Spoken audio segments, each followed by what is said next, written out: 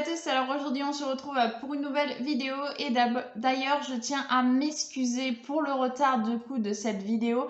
Elle sort un mardi comme il faut, mais elle sort un mardi trop tard, voilà, parce que comme je l'ai dit dans ma review de scan de One Piece, pour ceux qui ne suivent pas les scans, je vous le répète ici, tout simplement il y a des travaux chez moi, donc pendant une bonne semaine je n'ai pas pu tourner, donc là maintenant je suis en train de rattraper mon retard et donc clairement voilà, j'ai une semaine de retard que je vais rattraper le plus vite possible, voilà, une vidéo par jour et je vais d'ailleurs en mettre le week-end du coup pour rattraper le plus tôt possible le retard que j'ai pu prendre donc la semaine où je n'ai pas pu tourner de vidéo. Donc aujourd'hui on se retrouve cette fois-ci pour l'épisode du coup 950 qui s'intitule Le rêve des guerriers Udon sous contrôle.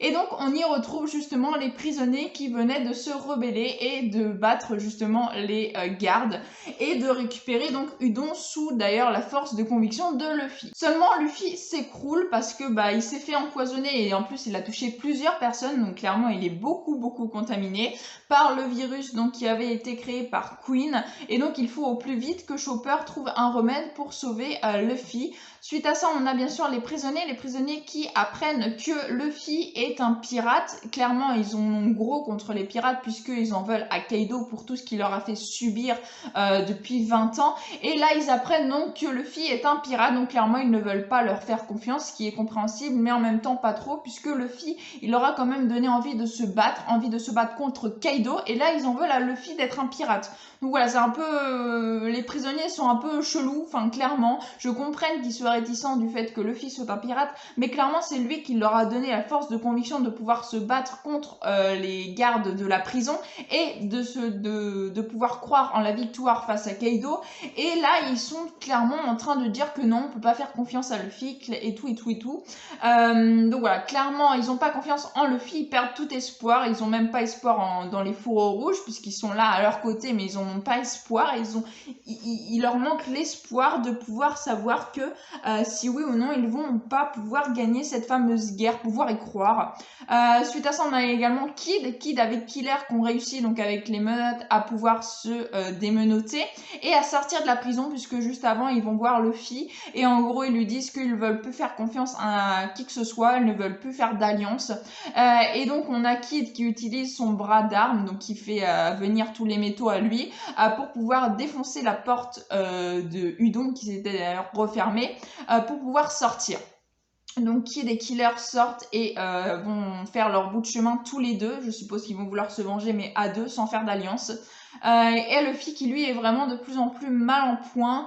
Il est vraiment inerte, il est vraiment la peau qui se tire, comme si il n'avait pas mangé depuis je sais pas combien de temps. Enfin voilà, il est vraiment très malade. Il faut que Chopper au plus vite il arrive à trouver l'antidote pour pouvoir soigner Luffy. Ça on retrouve du côté de Kinemon, de Inuarashi et d'Ashura. Ashura qui leur révèle, donc il va les mener jusqu'à un endroit, jusqu'à un cimetière où il y a des milliers de tombes et il va leur dire que il y a des samouraïs qui n'ont pas voulu attendre 10 ans de plus. En fait, ils ont attendu 10 ans. Et au bout de 10 ans, ils en ont eu marre. Ils se sont dit que plus s'ils attendaient encore plus, ils seraient plus vieux, ils n'arriveraient pas à combattre, ils ne voulaient pas mourir pour rien.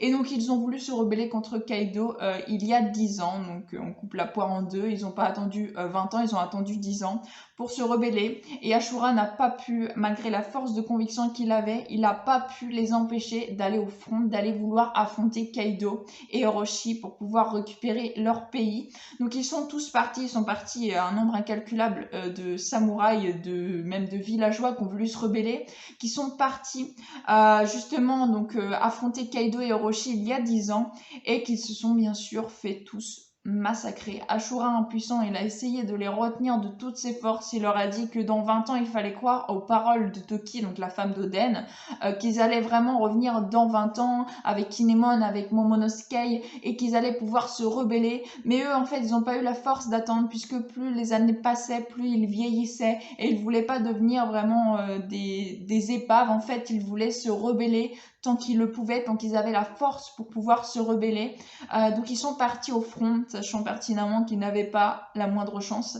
Et donc ils en sont morts. Ils sont morts sur le champ de bataille, ils sont morts en affrontant Kaido, même pas, parce qu'on les voit partir en mer, et ils se sont fait mitrailler visiblement d'espèces de flèches, en tout cas moi c'est comme ça que je le vois, et ils sont tous retrouvés morts. Ashura il était là, il a presque assisté à leur mort en quelque sorte, parce qu'il n'a pas réussi à les retenir en quelque sorte, il n'a pas réussi à leur dire de rester là, qu'il fallait croire vraiment, qu'il fallait y croire. Eux ils voulaient mourir pour quelque chose, ils voulaient se battre pour quelque chose, ils voulaient pas mourir comme ça de vieillesse, ils voulaient vraiment pouvoir se battre pour récupérer leur pays, mais ils ont péri. Voilà, donc Ashura il a assisté à ça. Donc après on comprend quand même les sentiments d'Ashura depuis le début qu'on le voit dans Wano, qu'il a pas voulu rejoindre Kinemon et tout ça. En plus ils ont brûlé l'endroit là où il s'était réfugié. Voilà, donc franchement Ashura suite à ça, on peut comprendre vraiment le pourquoi du comment il avait plus du tout envie de se rebeller pour perdre encore plus de personnes. Mais donc là, en apprenant ça, on a vraiment Ashura plutôt qui reprend confiance, qui sait que maintenant, ça y est, les fourreaux rouges sont revenus, ça fait 20 ans, et qu'il est temps d'aller se battre. Donc il rallie les quelques samouraïs qui lui restent, qui sont restés, qui sont pas partis il y a 10 ans.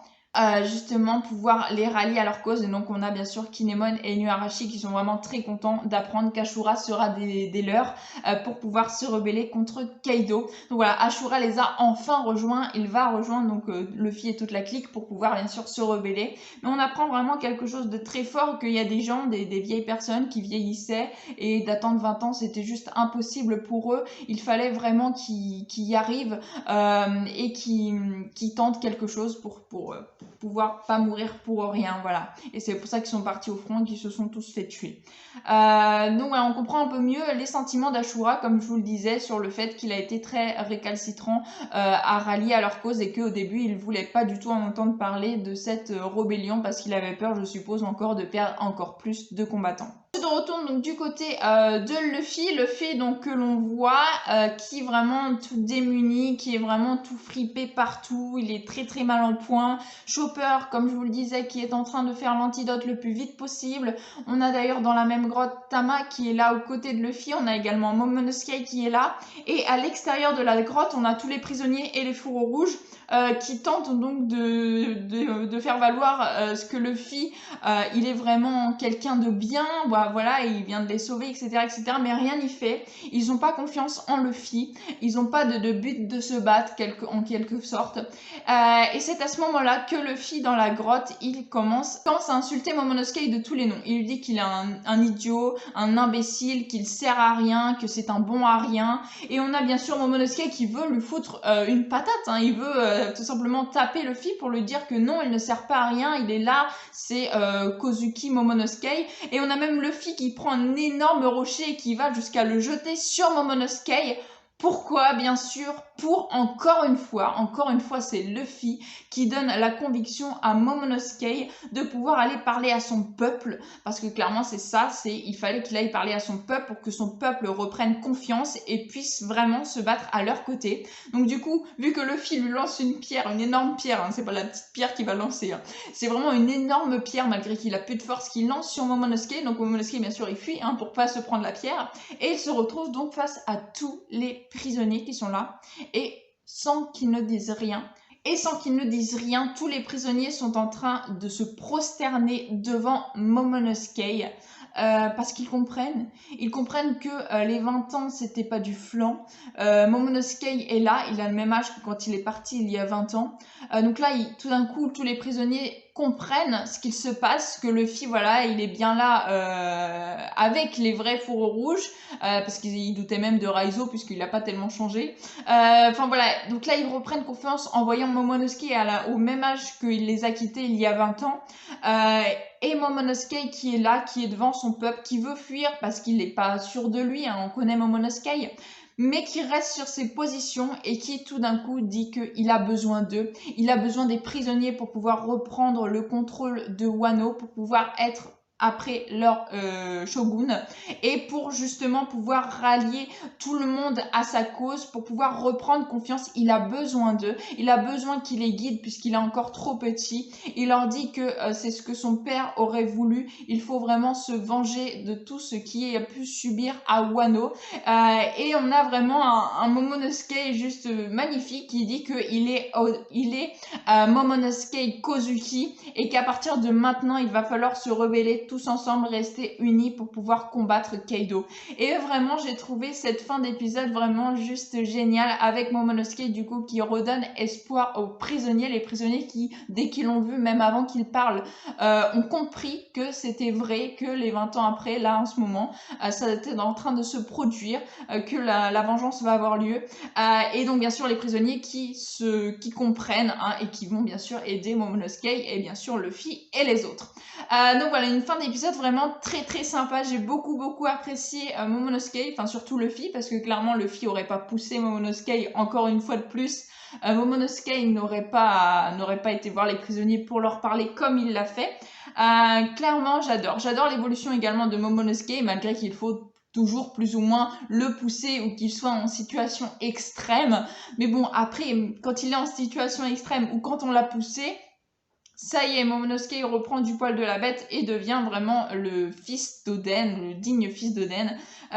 Donc voilà, franchement, un très bon épisode. J'ai beaucoup apprécié cet épisode, avec donc Ashura qui se rallie au Fourreau Rouge et Momonosuke qui redonne confiance aux prisonniers pour qu'ils puissent également se battre aux côtés des Fourreaux Rouges et de Luffy qui est malgré tout un pirate. Donc voilà, franchement un très bon épisode. J'ai énormément aimé cet épisode, je me répète, mais c'est pas grave. Donc voilà, c'est à peu près tout ce que j'ai à vous dire sur cet épisode, mais franchement c'était juste génial. J'ai très hâte d'être à la semaine prochaine, qui va d'ailleurs être un épisode centré sur Zoro. Donc voilà, à voir. J'espère que cette petite vidéo vous aura plu. Si elle vous a plu, n'hésitez pas à liker, à commenter, à partager et à vous abonner, ça me ferait vraiment très plaisir. Je vous souhaite une excellente fin de journée, portez-vous bien et moi je vous dis à la prochaine. Ciao ciao.